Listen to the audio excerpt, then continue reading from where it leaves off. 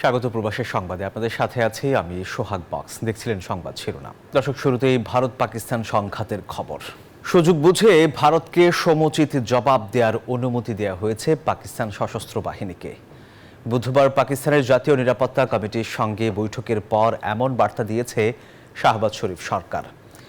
এর আগে পাকিস্তানের ভূখণ্ডে ভারতের ক্ষেপণাস্ত্র হামলায় শিশুসহ ২৬ জন নিহত এবং ৪৫ জন আহত হয়েছে। যদিও ভারতের অন্তত ৫টি যুদ্ধ বিমান ভূপাতিত করার দাবি করেছে পাকিস্তান সেনাবাহিনী। আর ভারতের সেনাবাহিনী বলছে পাকিস্তানের কামানের গোলায় ১৫ জন বেসামরিক নাগরিকের প্রাণ গেছে। শেষ পর্যন্ত পাকিস্তানে সরাসরি হামলা চালালো ভারত। মধ্যরাতে পাকিস্তানের বেশ কয়েকটি অঞ্চলে অতর্কিত হামলায় ঘটেছে প্রাণহানির ঘটনা। আহতও হয়েছেন বেশ কয়েকজন। সবচেয়ে ভয়াবহ হামলা চালানো হয় বাহওয়ালপুরে। এছাড়াও কোটলি ও মুজাফফরাবাদের একাধিক মসজিদে চালানো হয় হামলা। পাকিস্তানের সেনাবাহিনী জানিয়েছে এই কাপুরুষ সূচিত হামলার দাঁত ভাঙা জবাব দিয়েছে তারাও। তাদের জোরালো দাবি, পাল্টা অভিযানে ভারতের ৫টি যুদ্ধবিমান গুলি করে ভূপাতিত করা হয়েছে। ভারতের একটি ব্রিগেড সদর দপ্তর ও একটি গুরুত্বপূর্ণ চেকপোস্টও সম্পূর্ণ গুড়িয়ে দেওয়া হয়েছে।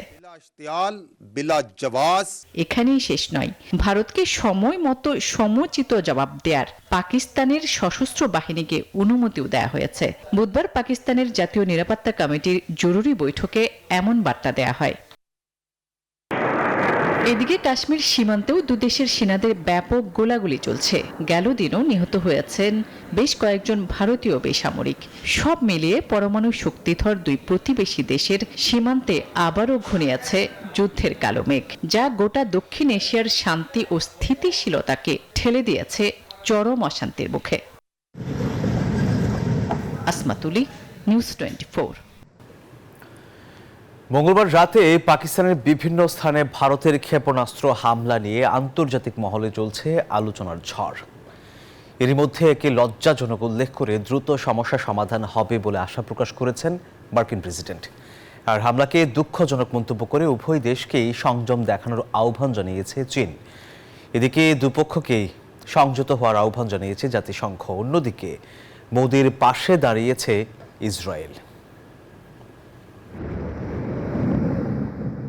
মঙ্গলবার গভীর রাতে পাকিস্তানের ৬টি স্থানে ক্ষেপণাস্ত্র হামলা চালায় ভারত। জবাবে রাতেই পাল্টা হামলা চালিয়েছে পাকিস্তান। প্রতিবেশী দুই দেশের মধ্যে এ সংঘাত নিয়ে এরই মধ্যে প্রতিক্রিয়া জানিয়েছে বিশ্বের বিভিন্ন দেশের সরকার ও রাষ্ট্রপ্রধানরা। পাকিস্তানে ভারতের ক্ষেপণাস্ত্র হামলা লজ্জাজনক উল্লেখ করে দ্রুত সমস্যার সমাধান হবে বলে আশা প্রকাশ করেন মার্কিন প্রেসিডেন্ট ডোনাল্ড ট্রাম্প। এছাড়া ওয়াশিংটন পরিস্থিতির ওপর কড়া নজর রাখছে বলে জানান দেশটির পররাষ্ট্রমন্ত্রী মার্কো রুবিও। সেই সঙ্গে শান্তিপূর্ণ সমাধানের জন্য দুই দেশের সঙ্গেই আলোচনা চালিয়ে যাওয়ার কথাও জানান তিনি। ভারতের হামলাকে দুঃখজনক উল্লেখ করে পরিস্থিতি জটিল না করে দুই দেশকেই সংযম থাকার আহ্বান জানিয়েছে চীন। এদিকে উদ্বেগ প্রকাশ করেছেন জাতিসংঘের মহাসচিব অ্যান্টনিও গুতেরেস। আঞ্চলিক ও আন্তর্জাতিক শান্তি রক্ষায় দুই দেশের মধ্যে আলোচনার উপর জোর দিয়েছেন সংযুক্ত আরব আমিরাত সহ আরও বেশ কয়েকটি দেশ। মোদির এই পদক্ষেপে ভারতের পাশে দাঁড়ানোর ঘোষণা দিয়েছে নেতানিয়াহু প্রশাসন। ভারতে নিযুক্ত ইসরায়েলের রাষ্ট্রদূত রুভেট আজার সামাজিক যোগাযোগ মাধ্যম এক্সে এক পোস্টে ভারতের আত্মরক্ষার অধিকারকে সমর্থন করেন। ভারতের সঙ্গে পাকিস্তানের চরম এ উত্তেজনায় বুধবার তুরস্কের পররাষ্ট্রমন্ত্রী হাকান ফিনান পাকিস্তানের পররাষ্ট্রমন্ত্রী ইসাক দারকে ফোন করেছেন, যেখানে ইসলামাবাদকে সমর্থনের কথা জানিয়েছেন তিনি। আফরিন মৌ, নিউজ 24। পাকিস্তানের সাথে চলমান উত্তেজনার মধ্যে যুদ্ধকালীন প্রস্তুতি হিসেবে ভারত জুড়ে মক ড্রিলিং বা কৃত্রিম মহড়া চালানোর অনুমতি দিয়েছে কেন্দ্রীয় সরকার। এর মধ্যে পশ্চিমবঙ্গের ২৩ জেলার ৩১ জায়গায় বুধবার এই মহড়া শুরু হয়। পাকিস্তানের একাধিক স্থানে ক্ষেপণাস্ত্র হামলা করেছে ভারত। এ নিয়ে বুধবার দিল্লিতে সাংবাদিক সম্মেলন করেছেন ভারতের পররাষ্ট্র সচিব বিক্রম মিস্ত্রি। পাশাপাশি ভারতীয় সেনাবাহিনীও সংবাদ সম্মেলন করেছে। সেনাবাহিনীর পক্ষ থেকে ছিলেন উইং কমান্ডার ভূমিকা সিং এবং কর্নেল সুফিয়া কোরেশি। অপরদিকে যুদ্ধ হলে কি করতে হবে নাগরিক সচেতনে পশ্চিমবঙ্গ সহ সব রাজ্যে মক ড্রিলের নির্দেশ দিয়েছিল অমিত শাহর স্বরাষ্ট্র মন্ত্রণালয়। সেই মোতাবেক ভারতের মোট 244টি জেলায় একযোগে মক ড্রিল হয় বুধবার। পশ্চিমবঙ্গের বিভিন্ন স্কুল কলেজ সহ 31টি জায়গায় এই মক ড্রিল অনুষ্ঠিত হয়েছে। যুদ্ধ বাঁধলে রাজ্যগুলোকে আপৎকালীন পরিস্থিতির জন্য প্রস্তুত থাকার মহড়ার নাম হলো মক ড্রিল।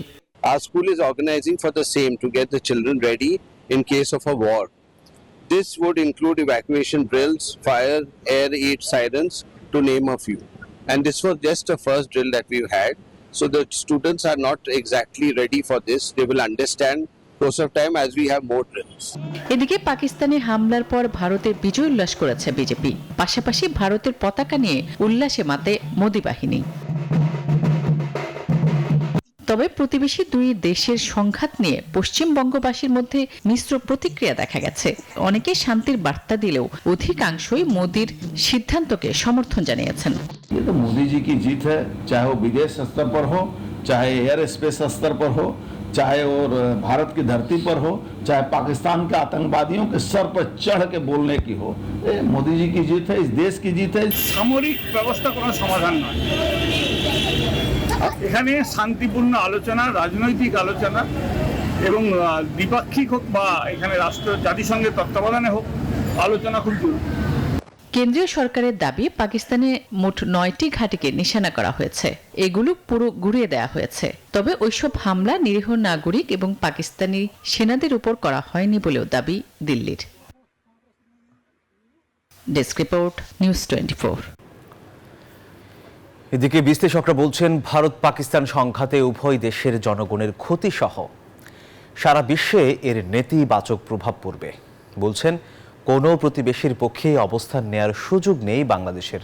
তবে কূটনীতিকদের ধারণা, বিশ্বের শক্তিশালী দেশগুলোর সমর্থন পেতে পারে পাকিস্তান। বিস্তারিত জানাচ্ছেন প্রমা চৌধুরী।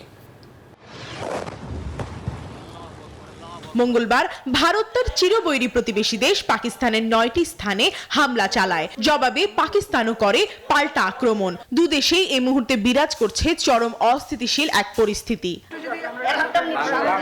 বুধবার ভারত পাকিস্তান পরিস্থিতি নিয়ে উদ্বেগ তুলে ধরে দুই দেশকে সংযত থাকার আহ্বান জানিয়ে বিবৃতি দিয়েছে পররাষ্ট্র মন্ত্রণালয়।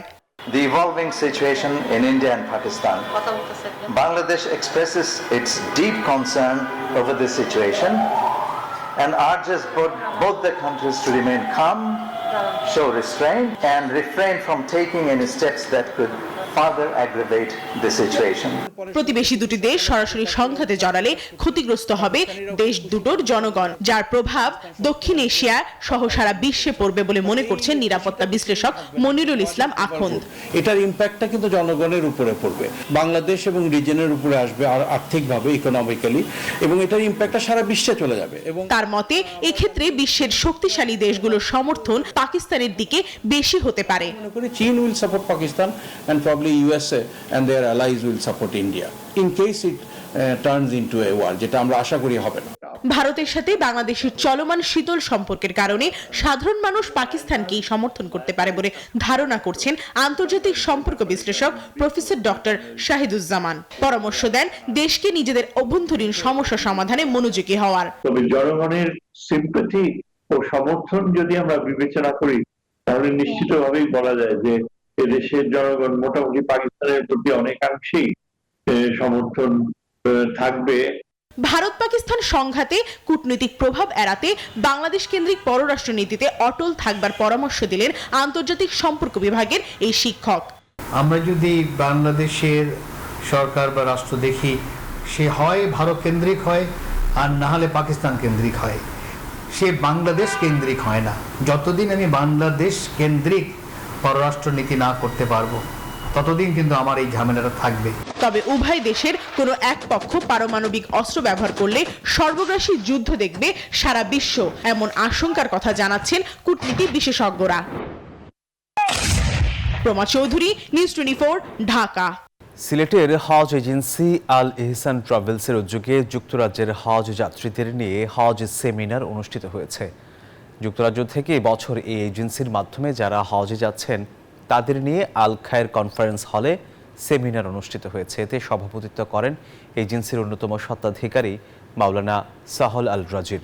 সেমিনারে গুরুত্বপূর্ণ বক্তব্য পেশ করেন ব্রিটেনের শীর্ষ আলেমে দ্বীন শাইখুল হাদিস আল্লামা আব্দুর রহমান মনোহরপুরী ও বিশিষ্ট আলেমে দ্বীন মাওলানা শায়েখ আব্দুর রহমান মাদানী।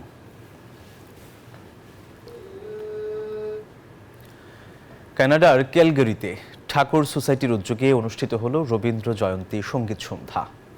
অনুষ্ঠানে কবিগুরুর লেখা সুর আর দর্শন অনুসরণে উপস্থাপনা শ্রোতা দর্শকদের মুগ্ধ করে। দৃষ্টিতে ভেসে ওঠে রবীন্দ্রনাথ। দর্শক কানাডা থেকে লাইলা নুসরাতের তথ্যচিত্র ডেস্ক রিপোর্ট।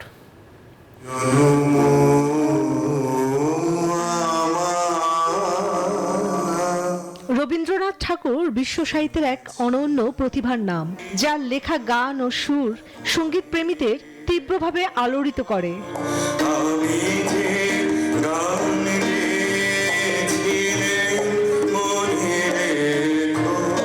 কানাডার ক্যালগারি ঠাকুর সোসাইটির উদ্যোগে অনুষ্ঠিত রবীন্দ্র জয়ন্তী সঙ্গীত সন্ধ্যায় এমন আবহই তৈরি হয়েছিল।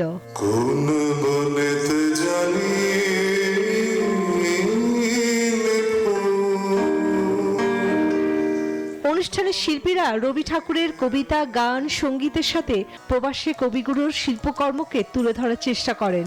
এ সময় বিশ্বকবির লেখা সুর আর দর্শন অনুরণনে শ্রোতা দর্শকের অন্তর্দৃষ্টিতে জীবন্ত হয়ে উঠেছিলেন বহুমুখী প্রতিভা রবীন্দ্রনাথ।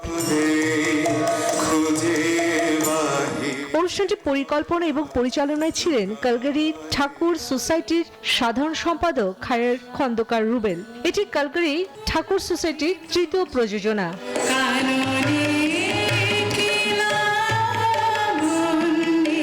প্রবাসী নতুন প্রজন্মের মাঝে কবিগুরুর শিল্প ও দর্শন তুলে ধরাই এই আয়োজনের মূল লক্ষ্য। Desk report, news 24। 63 বছরের শিবশঙ্কর এখনও দাপিয়ে বেড়াচ্ছেন বিশ্বের বড় বড় ম্যারাথনে।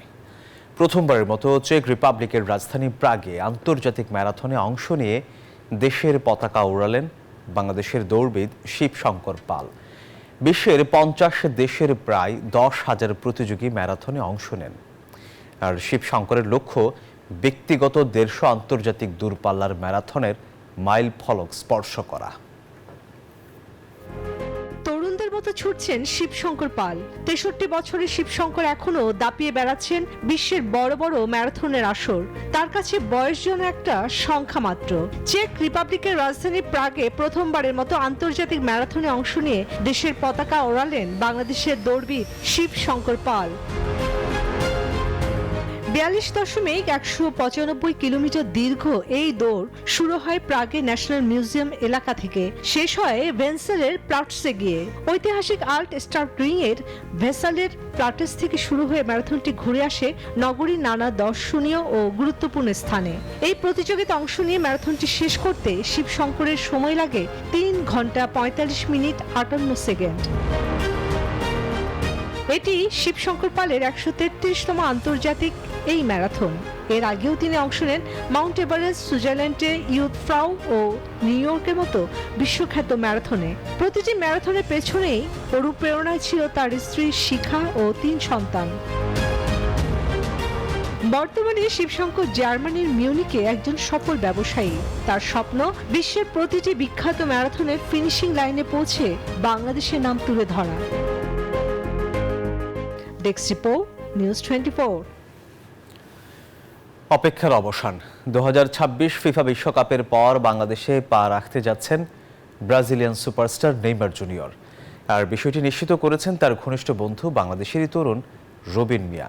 এরই মধ্যে ঢাকায় আসার প্রাথমিক চুক্তিপত্রে সই করেছেন এই বিশ্বমঞ্চ কাঁপানো ফুটবল সেন্সেশন। বিস্তারিত ইমরান হোসেনের রিপোর্টে।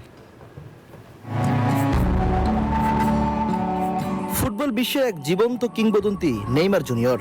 ক্যারিয়ারের গোধূলি লগ্নে দাঁড়িয়েও নেইমার নামটা যেন গ্যালারির প্রতিটি প্রান্তে রোমাঞ্চ ছড়ায়। আর সেই নেইমারই বাংলাদেশে আসছেন। এটা আর গুজব নয়, বরং স্বপ্ন পূরণের বার্তা।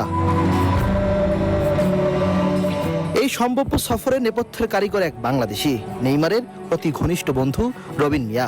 সম্প্রতি রবিন নিজেই জানিয়েছেন 2026 বিশ্বকাপ শেষে নেইমার ঢাকায় আসবেন একান্ত ব্যক্তিগত সফরে। দেখুন, 2বার আমি নেইমারের সম্পর্কে বলছি নেইমার বাংলাদেশে আসবে। আনঅফিশিয়ালি অ্যানাউন্সমেন্ট হয়েছে, বাট অফিশিয়াল অ্যানাউন্সমেন্ট না হওয়ার কারণ আমাদের এক হলো গিয়ে নেইমার যখন সৌদি আরব ছিল আমাদের জন্য লজিস্টিক বা ডিস্টেন্স খুব কাছে ছিল, হঠাৎ করে ও ব্রাজিল ব্যাক করার কারণে সিচুয়েশনটা একটু কমপ্লিকেশন হয়ে দাঁড়াইছে। বাট আমাদের একটা কন্ট্রাক্ট সাইন করা আছে, আমরা অপেক্ষায় আছি কখন তার নতুন শিডিউল পাবো, তখন অবশ্যই সে আসবে কনফার্ম বাংলাদেশ, হয়তো বা 2 দিন একটু সময় লাগবে আর কি। ব্রাজিলের সবশেষ ম্যাচে গ্যালারিতে ছিলেন রবিন নিজেও। ব্রাজিলের হতাশাজনক পারফরমেন্সে আক্ষেপ থাকলেও আশা ছাড়ছেন না তিনি। তবে ফুটবল তো এমনই উত্থান আর পতনের নাট্যশালা, সামনে নিশ্চয়ই আসবে নতুন সূর্যোদয়। একটা দলের সবসময় কিছু ভালো মুহূর্ত থাকে, খারাপ মুহূর্ত থাকে। ব্রাজিল তার ইতিহাসের সবচেয়ে খারাপ মোমেন্ট এখন পাস করতেছে। আশা করি খুব শীঘ্রই তারা এটাকে চেঞ্জ করবে এবং এই আশাটাই রাখি, সময়ের ব্যাপার মাত্র। ব্রাজিল যে কোনো মুহূর্তে গর্জে উঠবে। আলোচনায় থাকা কার্লো আঞ্চলত্তিকে নিয়েও আশার কথা শোনালেন। তার মতে যদি সত্যি রিয়াল মাস্টারমাইন্ড আঞ্চলত্তি সেলেসাওদের ডাগা উঠে দাঁড়ান, তবে হয়তো পুরনো ব্রাজিল ফিরবে মায়াবী মন্ত্রমুগ্ধ ছন্দময় ফুটবল নিয়ে। ইমরান হোসেন, নিউজ 24, ঢাকা। ভারত পাকিস্তানের চলমান সংঘাতে পিএসএল খেলতে যাওয়া নাহিদ রানা ও রিশাদ হোসেনের নিরাপত্তা নিশ্চিত করতে পাকিস্তান হাই কমিশনের সাথে যোগাযোগ করেছে বাংলাদেশ ক্রিকেট বোর্ড। তারা জানায় নিরাপদেই আছেন 2 টাইগার ক্রিকেটার। এছাড়া বিসিবি বলছে চলতি মাসে পাকিস্তান সফরও নির্ভর করবে পরিস্থিতির উপর। মঙ্গলবার মধ্যরাতে পাকিস্তানের 9 জায়গায় আকস্মিক হামলা চালায় ভারত। এতে নিহত হয় 26 পাকিস্তানি নাগরিক। ভারত পাকিস্তানের মধ্যকার রাজনৈতিক অস্থিরতার প্রভাব পড়তে শুরু করেছে ক্রীড়াঙ্গনেও। পিএসএল খেলতে বর্তমানে পাকিস্তানে অবস্থান করছেন টাইগার পেসার নাহিদ রানা ও স্পিনার রিশাদ হোসেন। এমন অবস্থায় তাদের নিরাপত্তা নিয়ে চিন্তায় পড়েছে cricket board. Pakistan Cricket Board and the PSL CEO, and also I talked to Rishad. Nahidke ekhano paini. I tried to talk to him as well. So this is the important news আর কি। তারপরে কি থাকে এটার জন্য আরো স্ট্রপেট করতে হবে exactly কোন দিকে যায়। সো সার্কামস্ট্যান্সেস আমাদের আসলে নিয়ে যাবে, আমরা কিছু করতে পারবো না।